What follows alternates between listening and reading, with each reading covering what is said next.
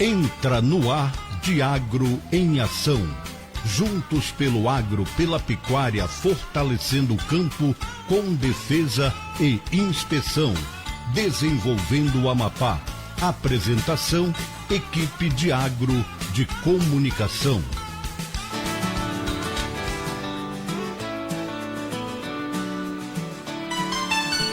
2h05. Boa tarde, ouvintes e internautas.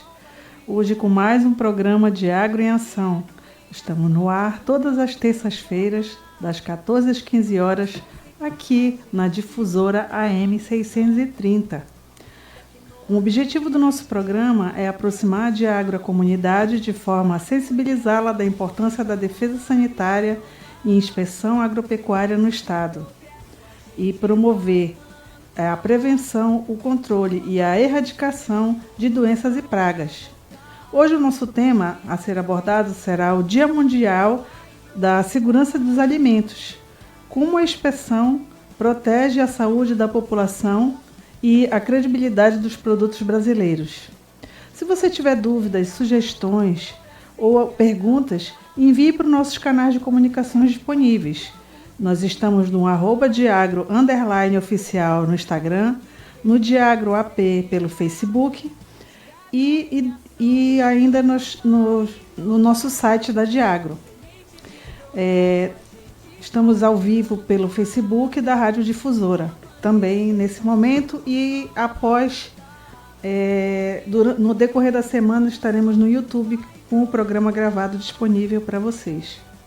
Hoje os nossos convidados são o Odonei Moya, que é o diretor de inspeção de produtos de origem agropecuária, e a Selma Mello, médica veterinária, auditora fiscal estadual agropecuária e gerente do Núcleo de Inspeção de Produtos de Origem Animal, NIPOA, da Diagro. Boa tarde aos nossos convidados. Boa tarde, doutora Selma. Boa tarde, Ângela. É um prazer estar aqui com vocês, né? A Diagro aqui presente. Nesse programa que é tão importante, né? Transmitindo informações aí para a população amapaense. Boa tarde, Odonei. Boa tarde, Ângela. Muito bom estar de volta aqui. Gostaria de agradecer a presença de vocês e por aceitarem o convite de estarmos aqui executando mais um dos nossos programas, né? E abrilhantar mais uma edição do Diagro em Ação. Vamos falar um pouco do Dia Mundial da Segurança dos Alimentos. O que significa alimento seguro e por que esse tema é tão importante para a sociedade?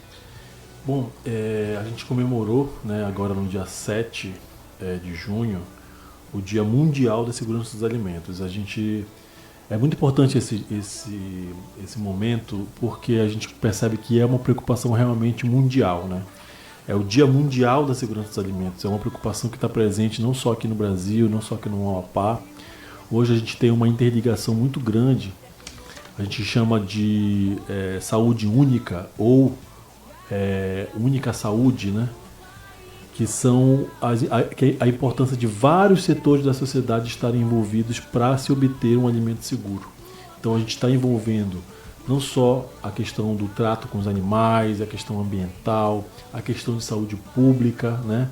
Que também envolve a questão de saúde dos alimentos, então a questões médicas, né?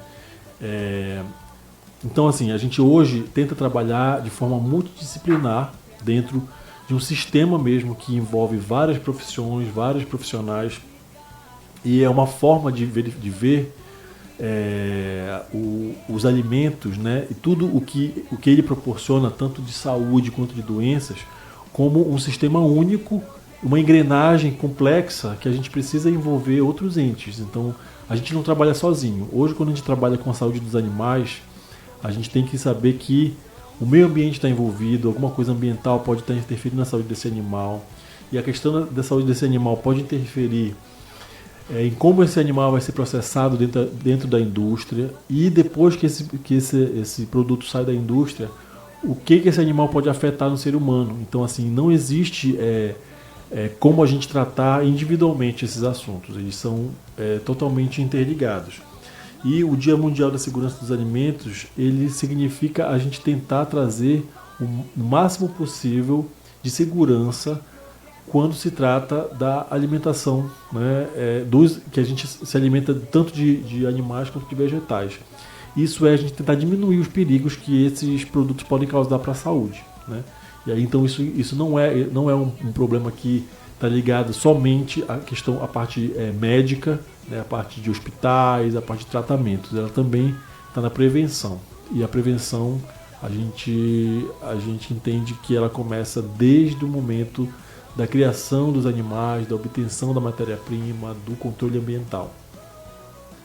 Na verdade, a certificação começa aí, né? Começa no campo, como o produtor cuida dos seus animais, que tipo de medicamentos, que tipo de tratamentos ele direciona para aquele animal, né?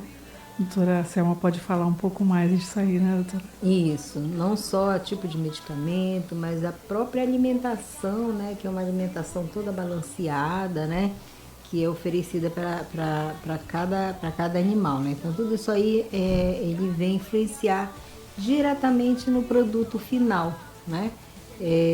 São animais que são controlados, né? Controlado desde o nascimento, né? Então é a produção, vem toda uma cadeia alimentar ali que ela é controlada pela produção correta, né? Pelo manejo, né? Então tudo isso aí vai influenciar no produto final, né? No produto, naquela matéria-prima que chega na indústria, né? Para serem consumidos, né? Pela população.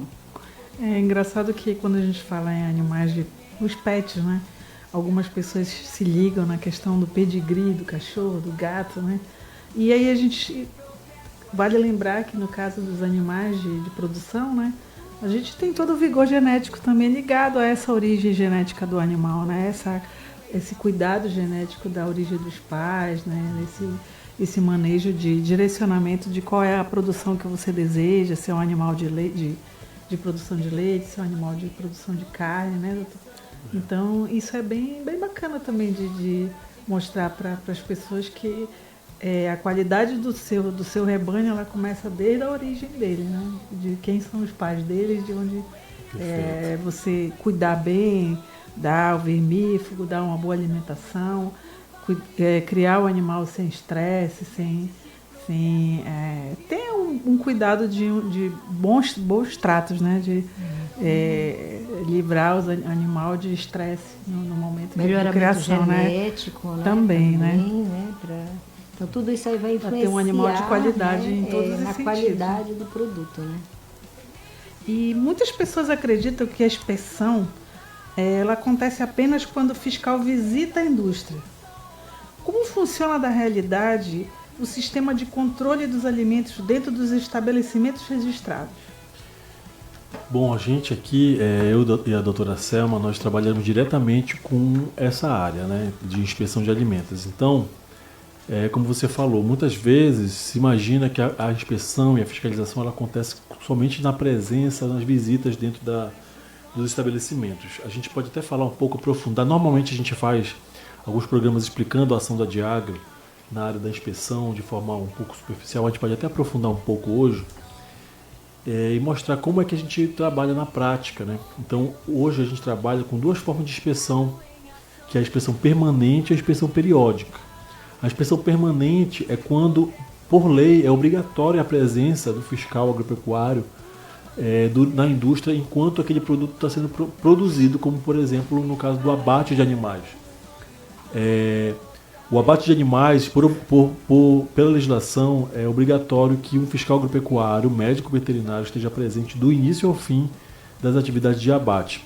Porque existem muitos processos que dependem da verificação desse fiscal, inclusive na identificação de doenças que podem ser transmitidas por ser humano ou pode afetar a qualidade do próprio produto, questões higiênicas, etc.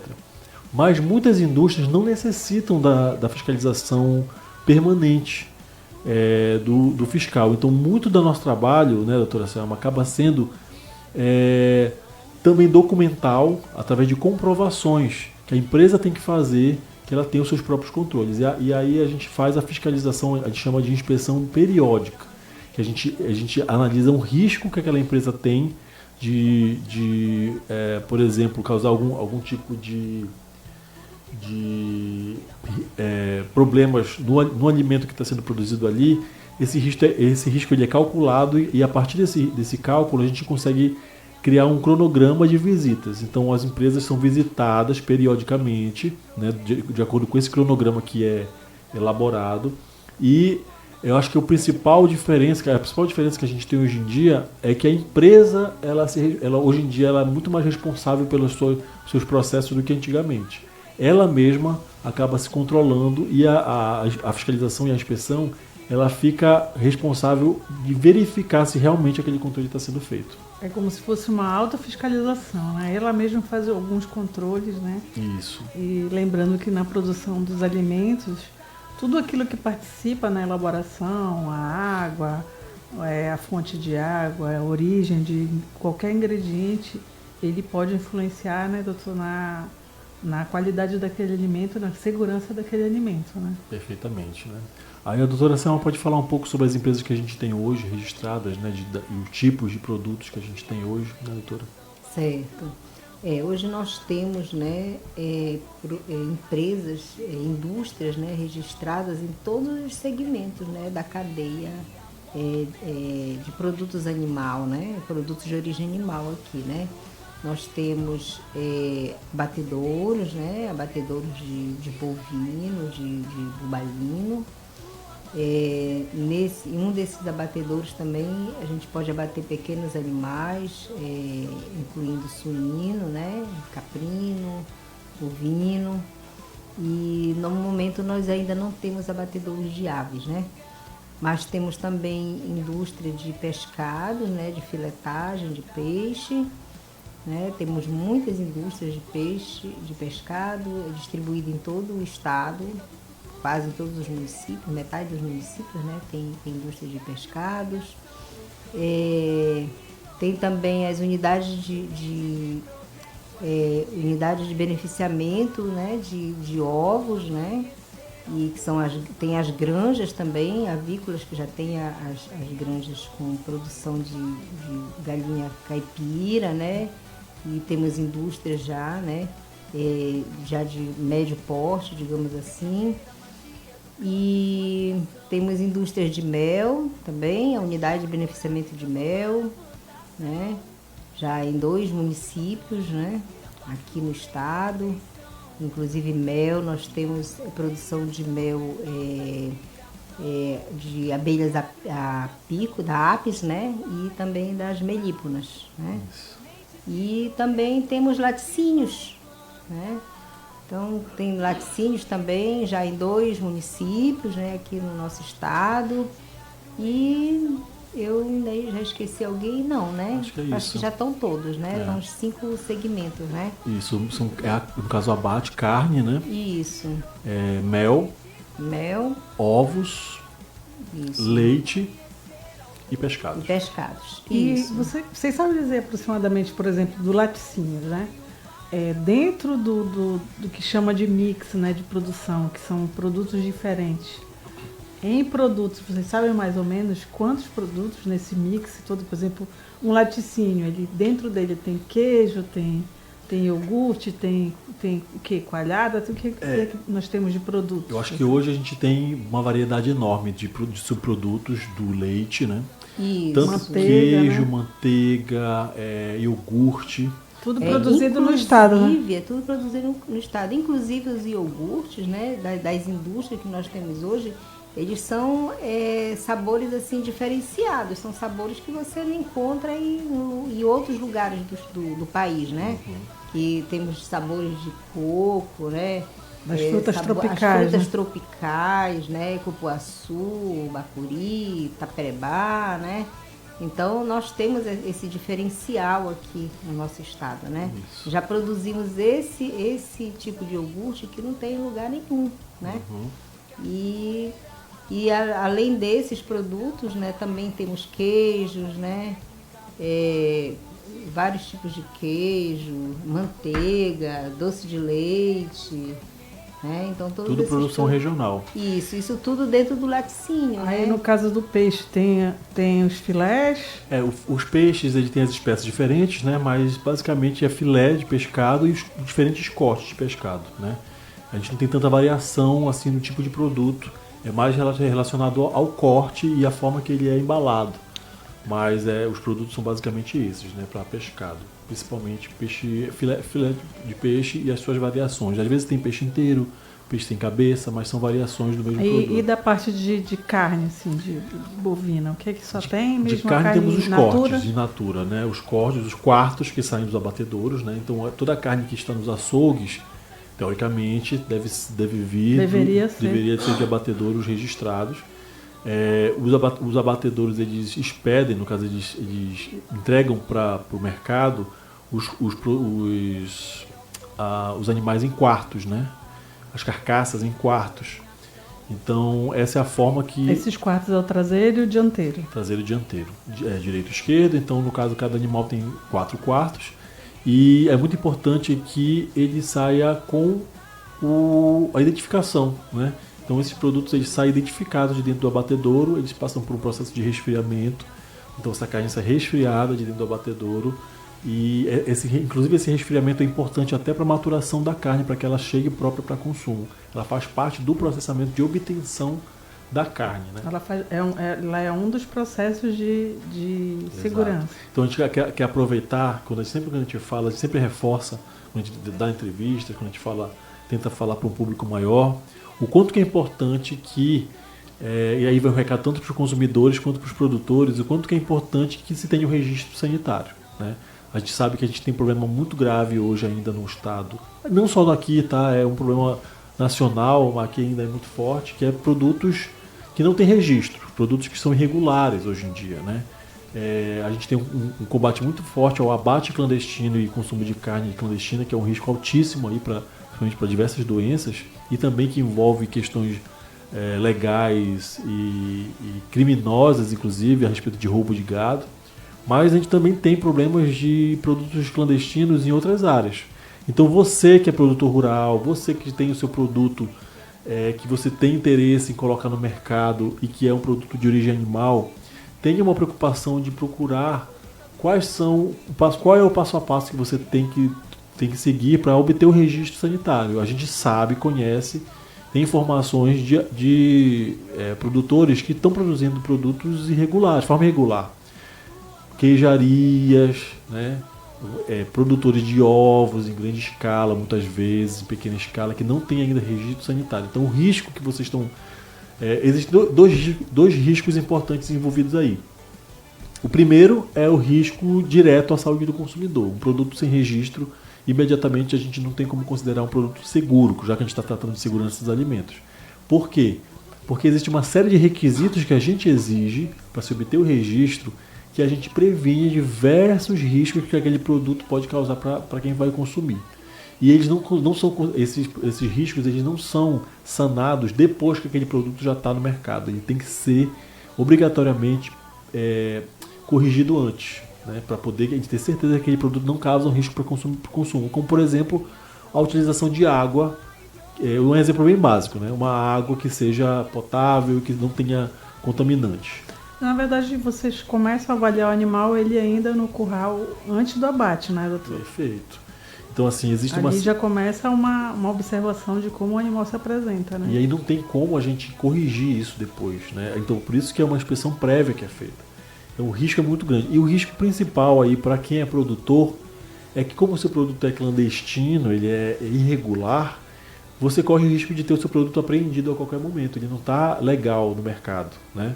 Até porque, em razão de ter um risco ao ser consumido, então a qualquer momento a pessoa pode ir em trânsito ou até na venda direta dentro de algum mini box, algum local, calçada que o pessoal tem aí, eles podem ser apreendidos. Então é um risco também, um risco duplo, né? Tanto a questão sanitária quanto a questão de perda financeira. Mas o mais prejudicado aí realmente é o consumidor, né? Porque ele vai consumir, no caso dele consumir um produto clandestino, né?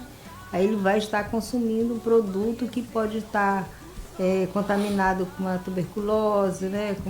No caso do abate, né? Do abate clandestino. uma tuberculose, com uma brucelose, né? E com uma água contaminada, né? Morto assim de qualquer jeito, o animal é abatido de qualquer jeito e vai carregado em carroceria de carro, ali no chão, né?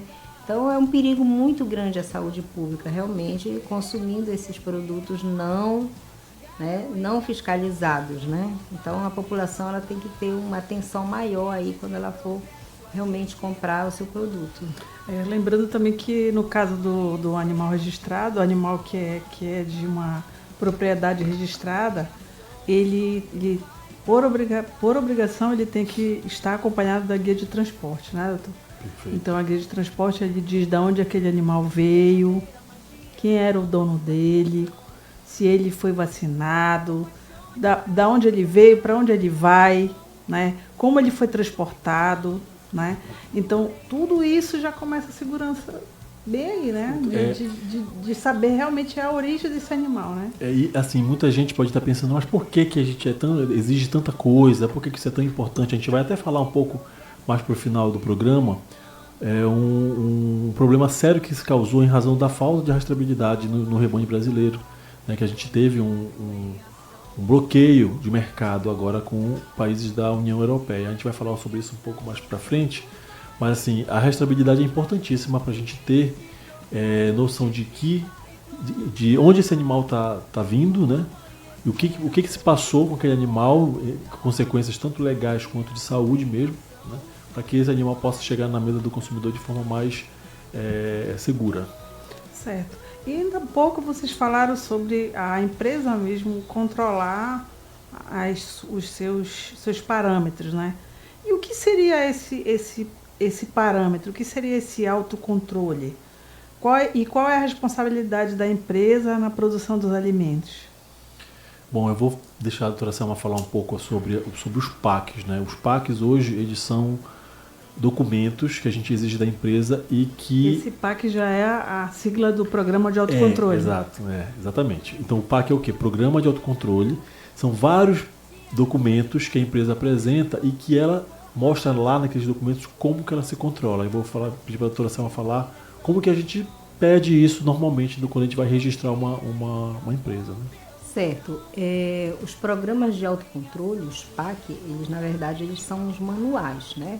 É um manual de passo a passo como aquela empresa deve atuar. Ela deve atuar, por exemplo, na manutenção, né? É um PAC da manutenção. Manutenção de quê? A manutenção da indústria em si, né? Que em relação aos equipamentos, ao maquinário e às instalações daquela indústria, né? Um exemplo, né? Aí, por exemplo, tem um PAC da água do abastecimento. Então, aquela água que vai abastecer aquela indústria, ela é controlada desde a sua captação, né? Eles vão captar, de que forma eles vão captar aquela água? Através de poço, né? Onde vai ser armazenada? Onde vai ser armazenada, então vai ter um controle de limpeza de caixa d'água, vai ter um controle de cloro, né, de que vai ser como usado. Ela vai ser tratada, né? Isso, como ela vai ser tratada. Então, aquilo ali é um outro PAC. Então, para cada itemzinho dentro da indústria tem um PAC, tem um autocontrole, né? Que é a empresa mesmo que vai fazer esse relato, vai fazer esse controle. Vai fazer esse controle, tem um manual para cada controle desse. E esse controle ele é o que? Ele é diário, ele é mensal? Cada PAC ele tem algumas planilhas que a empresa vai... dependendo do porte da empresa, ela vai definir se aquele controle vai ser... E dependendo do PAC também, né? Se esse controle vai precisar ser feito diariamente, se vai ser feito a cada 15 dias, se vai ser feito mensal, se vai ser feito anual. Porque, por exemplo, existem alguns exames, análises laboratoriais que a pessoa precisa fazer uma vez por ano. Mas uma limpeza, alguma coisa mais específica que precisa do dia a dia, tem controles diários. Então, existe cada PAC, tem as suas planilhas que precisam ser preenchidas. E o que a Diagro faz? Quando a gente visita essas empresas, a gente fiscaliza essas empresas, a gente pede que essas planilhas sejam apresentadas para a gente conferir, por exemplo, como estava a situação da empresa ontem, um mês atrás, a gente tem como, e inclusive a gente tem como verificar se aquelas informações são verídicas. Mesmo a gente não estando lá presente todos os dias, a gente tem ferramentas e formas de que aquilo seja comprovado, que foi feito. E verificar se está sendo realmente acompanhado. Exato. Para verificar se realmente a empresa está fazendo o seu autocontrole. Certo. Vamos agora ao nosso intervalo. Diagro em ação. Diagro News, conectando você ao agro.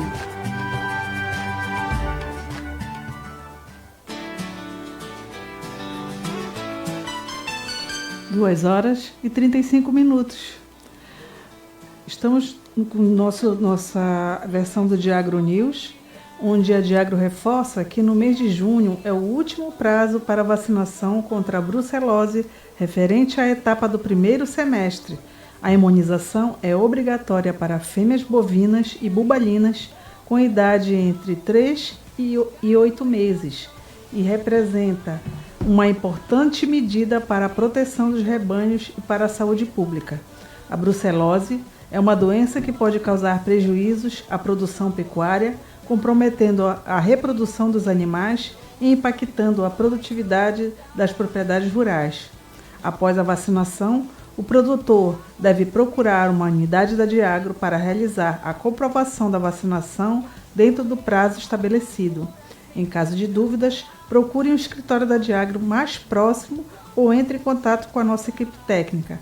Lembrando que nossos canais de comunicação disponíveis são @diagro_oficial no Instagram, DiagroAP no Facebook ou ainda o telefone do atendimento geral, que é 98403-5499. Repetindo, 98403-5499.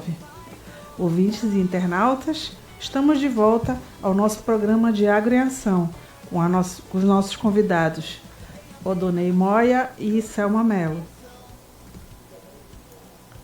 E seguindo, a gente falando ainda há pouco, Odonei e Selma, sobre o dia a dia das fiscalizações, quais são as irregularidades mais comuns que vocês costumam encontrar na indústria?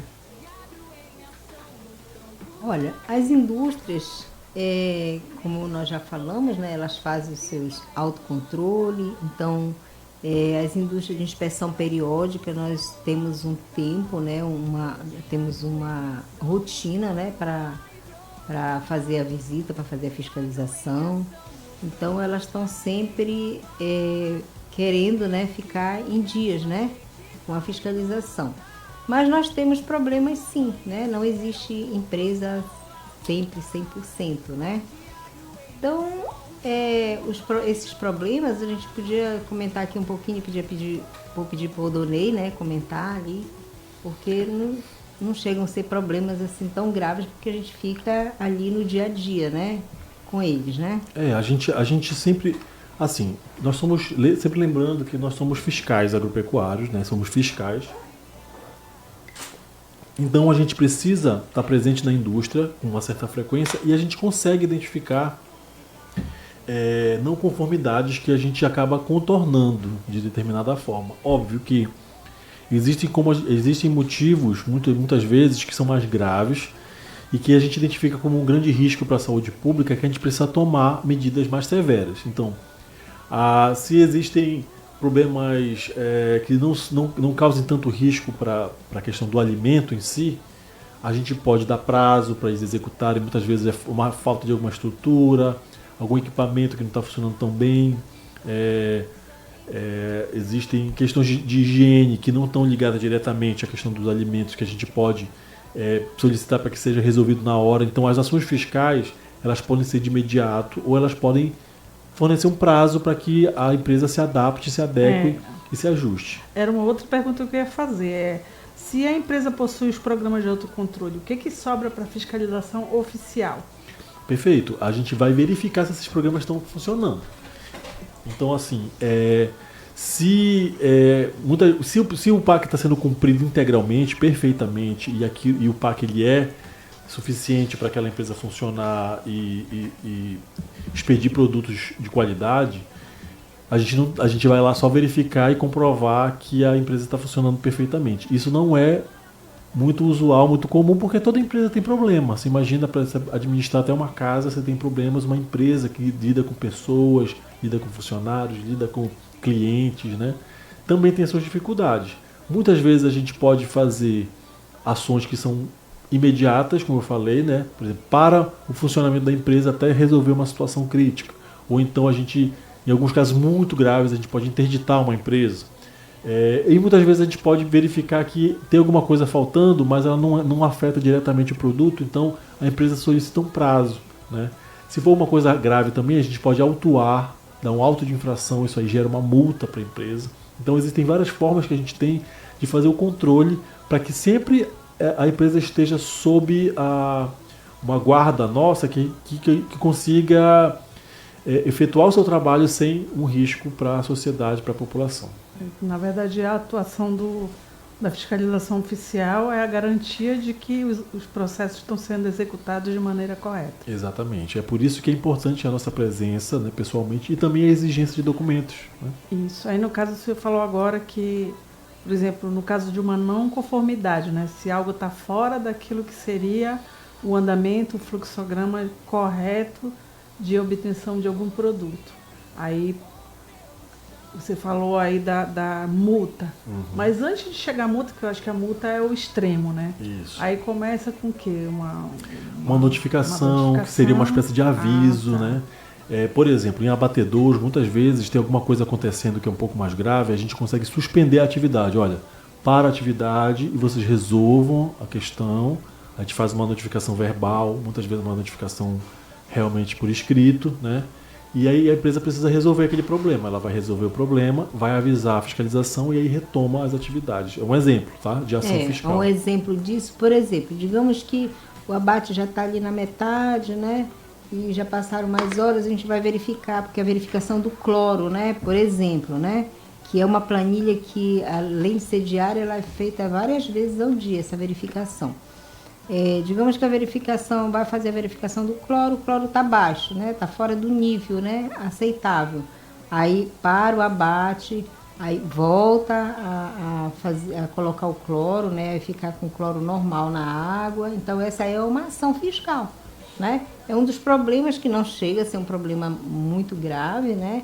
Mas que tem que parar o abate ali para normalizar, né? E o cloro é um exemplo. E o cloro entra no caso para quê, doutora? No sistema aí. O cloro ele é colocado na água, né? Que é para garantir, né? Que aquele produto ele está sendo bem higienizado e que o produto aquela carcaça ela vai ser lavada, né? Ela vai ser de maneira correta, né? E que precisa lavada, e no caso que o cloro entra como um sanitizante, né? Sanitizante. O cloro ele serve para interromper o crescimento bacteriano. Vamos ser bem simples assim, né? Então, para locais que envolvem, por exemplo, lavagem de carcaça, lavagem de mãos, ele tem uma concentração permitida, né? Que também não pode ser muito alta.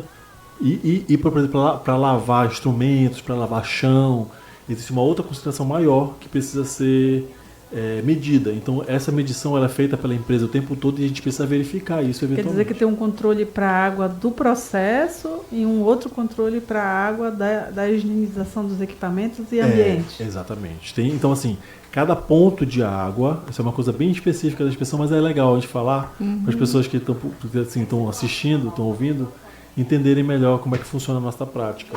Então, existem pontos de água na empresa, esses pontos são numerados, são identificados, e a gente sabe quanto que tem que bater o cloro, como dizer assim, quanto tem que dar de cloro em cada ponto desses. E, eventualmente, a gente vai fazer uma verificação direta, e a empresa tem que fazer essa verificação com uma frequência grande durante o seu processamento, né? E aí ela registra isso nas planilhas. E a gente verifica não só as planilhas, como a gente muitas vezes acompanha o responsável da empresa na coleta dessa água para fazer a medição desse cloro. E o senhor falou ainda há pouco sobre a questão da rastreabilidade como uma questão também de segurança da qualidade do que está sendo produzido. Por que é fundamental que um alimento passe por esse sistema de rastreabilidade, desde aquela matéria-prima, no caso, até o produto que vai para o consumidor? Existem alguns motivos dessa rastreabilidade ser importante. Eu até falei agora há pouco, no bloco anterior, que a gente teve tá sob o risco de perder a possibilidade de exportação de carne bovina para a União Europeia, né? Que embora não seja um mercado tão expressivo numericamente, ele é uma forma de dizer que é um atestado de qualidade. Então, por que foi perdido essa possibilidade de exportação? A gente está sob esse risco. Porque o rebanho brasileiro não conseguiu, os mecanismos de fiscalização brasileiros não conseguiram garantir a rastreabilidade na questão de medicamentos. Então, a União Europeia não quer que a carne chegue lá com uma quantidade X de medicamentos, principalmente antiparasitários. E aqui existe o uso de antiparasitários no rebanho, né? Então é preciso mostrar para a União Europeia, através de documentos, através de exames, através de análises, que existe uma rastreabilidade que garante que aquele produto que é proibido, que não é bem aceito, ele não está naquela carcaça. E aí existe uma série de questões que não envolvem somente questões fiscais. Existe também uma resistência dos próprios produtores em deixarem de usar determinados produtos. Então é preciso que haja uma aliança muito grande entre os produtores e a fiscalização para que se entenda que alguns produtos, por exemplo, não são permitidos em determinada idade. Na legislação desses outros países que estão comprando esses animais. E que isso é um risco, né? A gente sabe que os antiparasitários, por exemplo, eles causam uma série de problemas, inclusive resistência bacteriana. Então muitas superbactérias aí estão surgindo em razão de utilização indiscriminada de produtos, de antibióticos. Né? Então, assim, é uma forma de a União Europeia fazer um controle também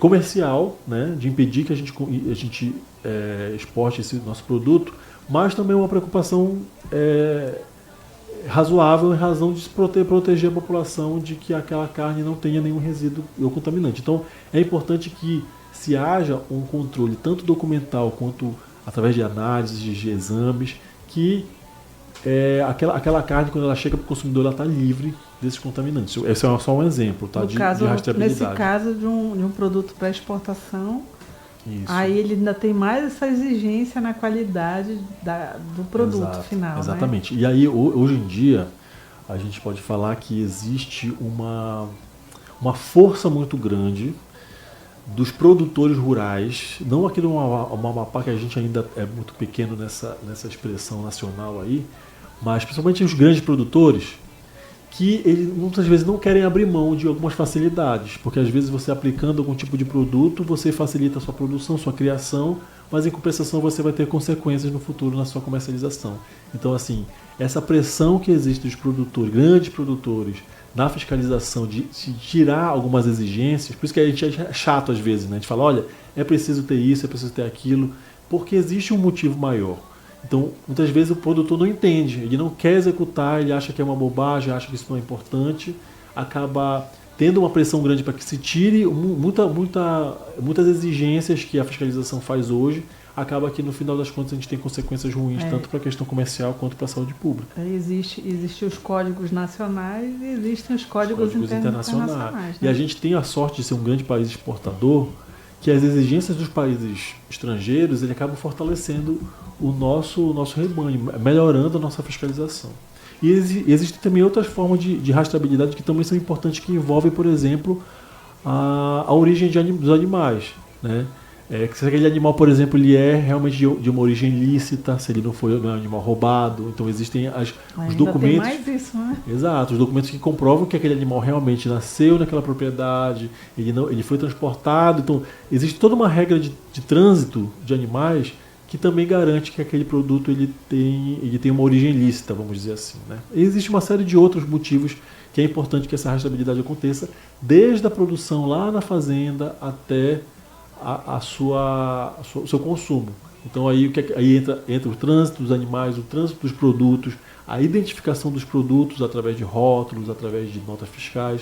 Então essa rastreabilidade é importantíssima para garantir que aquele produto ele é legal e ele também tem uma origem sanitária garantida, né? Certo. Muitas vezes o consumidor vê apenas o selo de inspeção na embalagem, que ali ele está como se fosse uma garantia, né? A identidade do produto. E o que ele representa por trás dele, né? O que está representando O que está subentendido com aquele selo no produto? Bom, o selo de inspeção, ele é um símbolo, né? uma demonstração para o consumidor que aquele produto ele é mais seguro para ser consumido. Ele comprova que ele passou por etapas de fiscalização que garantam que ele é próprio para consumo, basicamente. Então, tanto o símbolo do serviço de inspeção, que pode ser federal, pode ser estadual, pode ser municipal, ele acompanhado do rótulo bem feito, aprovado, ele tem uma série de informações ali que comprovam que aquele produto ele tem garantia sanitária, basicamente. Então, o que vale é o rótulo está presente no rótulo o selo de inspeção, né, sanitária, que é o Serviço de Inspeção Federal, Serviço de Inspeção Estadual, CIE, ou Serviço de Inspeção Municipal. Em alguns municípios a gente também tem o Serviço de Inspeção que podem fazer essa comercialização dentro dos municípios. Então, basicamente, o selo de inspeção ele não é só um carimbo, não é só uma coisa que se coloca lá sem critério nenhum. Existe uma série de critérios que precisam ser seguidos por aquele produtor para que ele possa colocar aquele selo no seu produto. E aí, lembrando, aquilo também é um documento, né? E aquilo também mostra para o consumidor uma segurança. Você não pode colocar um selo de um serviço de inspeção estadual, federal, municipal num produto que não passou por esses critérios. Então, quem está fazendo isso também está cometendo um crime contra o consumidor. É uma falsidade, né? Exatamente. Isso, na verdade, o selo, né, ele representa tudo aquilo que foi falado aqui durante o programa, né? É o autocontrole, né, a fiscalização, né, realizada pelo serviço de inspeção, de um modo geral, né? Então, esse é o significado total, né? Que tudo que foi dito aqui, né, representa, né, o selo de inspeção. E não à toa, né, que quando a indústria ela é registrada, ela recebe um diploma, né, doutor? Exatamente, ela recebe um título, né? Esse título ele é publicado no Diário Oficial.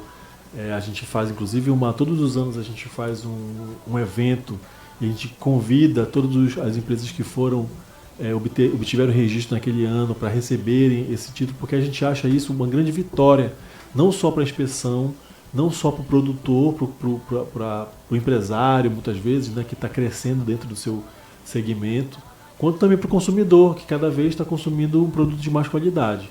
A gente gosta de comemorar isso, porque isso é uma vitória para todo mundo, tanto para o governo, né, que a gente representa aqui através da Diagro, quanto para o produtor, que ele consegue alcançar novos mercados, porque só com selo ele consegue ser vendido oficialmente dentro dos supermercados, muitas vezes pode mandar para fora do estado, consegue mandar para merenda escolar, consegue mandar para todos esses programas de aquisição de alimento, então ele consegue ampliar o seu mercado, e principalmente para o consumidor, que tem mais opções de produtos regionais que podem ser consumidos, podem ser consumidos com maior segurança, né? Então a gente recomenda aos produtores que se legalizem, se regularizem e que se mantenham regularizados. Esses dias eu encontrei uma produtora de ovos que ela falou para mim justamente isso, que o problema é difícil conseguir o registro muitas vezes, não é tão difícil quanto muita gente imagina, mas também é importante se manter regularizado, porque é um processo, não é só você obter o registro uma vez e está tudo resolvido. A gente precisa acompanhar, na verdade o mais rigoroso é que vem depois, né? A gente acompanhar se aquilo está sendo realmente efetivo. Não é só obter o registro, é também manter a qualidade. Manter a qualidade. O registro. Isso aí melhora a qualidade de forma geral do produto para a população e da qualidade do produto do Estado. É uma profissionalização, né? E para o consumidor, nem se fala. Hoje a gente gosta de dizer que a gente está tendo muito mais trabalho com ovos, por exemplo. A gente tem uma explosão de novas granjas, né, doutora? É verdade. E isso é muito importante porque a qualidade dos ovos consumidos no estado do Amapá tem crescido muito, justamente porque há essa procura, né, e há produção local agora. Lógico, tem que se procurar produto registrado. Ainda temos muitos produtos que não têm registro nesse segmento que a gente está buscando registrar, porque é uma vitória não só para o produtor quanto para o consumidor. Certo. E para encerrar, qual a principal mensagem que o Dia Mundial da Segurança dos Alimentos deixa para os consumidores, produtores indústrias profissionais e profissionais que atuam na inspeção agropecuária. Em geral, assim, qual é a mensagem que vocês gostariam de deixar e enfatizar nesse Dia Mundial da Segurança dos Alimentos, que foi dia 7. Dia 7, dia né? 7 agora de junho. Bom, o que eu podia dizer com essa mensagem é assim: a gente tem que pensar que a segurança dos alimentos e a saúde humana, ela está interligada não só por questões regionais, questões locais, questões nacionais e questões mundiais. E é muito difícil a gente desvincular uma coisa da outra, né? Não só o produtor que às vezes não quer enviar o seu produto para fora do estado, não quer tirar do país, ele também sofre influência porque ele precisa comprar matéria-prima, ele precisa ter incrementos aqui, ele precisa ter alimento para os seus animais, por exemplo, precisa ter... É uma cadeia interligada. E aí cada ente dessa cadeia precisa cumprir a sua missão, precisa ter a sua responsabilidade. Então, os órgãos de meio ambiente fiscalizam a questão ambiental, a Diagro fiscaliza os animais desde a sua produção, no caso da defesa agropecuária, transporte. A Diagro também fiscaliza dentro das indústrias, né? Ela tem esse cuidado. Existem outros órgãos que trabalham em parceria com a Diagro, que são que são de educação sanitária, muitas vezes, de assistência técnica, né? Então, assim, são muitos órgãos interligados com uma finalidade única, que é garantir a segurança do produto para a população. Então, a mensagem que eu deixo é: se você é consumidor, tenha cuidado com o alimento que você consome, né? Porque você é o que você come, e seja exigente mesmo na alimentação que você tá obtendo, porque quanto mais a gente é exigente, mais a gente tem uma saúde garantida, e a gente também consegue melhorar, porque a pessoa que está produzindo, ela se sente na obrigação de fazer isso, e a gente também está aqui para cobrar dos produtores. Os produtores também têm que ter essa responsabilidade de entender que o que eles estão produzindo, ele não vai ser para consumo próprio, você está oferecendo esse produto para a população. Então, por isso, todo cuidado é pouco para que você tenha um cuidado com o próximo, né? Principalmente porque você está lucrando com isso. Então, não é só uma questão de você ter consciência, mas é uma exigência legal. Então, procure se regularizar. Qualquer dúvida, procure a Diagro. A gente está disponível para qualquer tipo de esclarecimento. Lembrando que o nosso telefone de contato é o 98403-5499. Quem quiser buscar informações de registro pode ir até a Diagro, né, doutor? Perfeito. Que fica na Padre Júlio Maria Lombardi, 2925A. Fica entre Paraná e Marcelo Cândia. Nós estamos lá das 7h30 às 13h30 todos os dias, de segunda a sexta, né? Ou ainda no 98403-5499. E, bom, quero mandar um abraço para todo mundo daqui, nossos ouvintes internautas. Quero mandar um abraço para a equipe. Um abraço para a minha equipe. A doutora Selma está aqui, que é a minha gerente de inspeção de produtos de origem, a nossa gerente da Diagro, né, de produtos de origem animal. O Olivan, que é nosso gerente de produtos de origem vegetal. Toda a minha equipe, né, do núcleo de registro e rotulagem, e a equipe técnica também. Um grande abraço a todos e muito obrigado pelo suporte aí, né, do nosso trabalho diário. Isso, obrigado a todos também, né, a nossa equipe da Diagro, o nosso diretor Álvaro, né, e estamos à disposição, tá, para o consumidor, né. Isso, e então até a próxima terça-feira com um novo programa do DIPOA, né, doutor? Isso, mais um programa de Agro em Ação. E mais uma edição do nosso programa de Agro em Ação. Até o próximo programa. Tchau, tchau.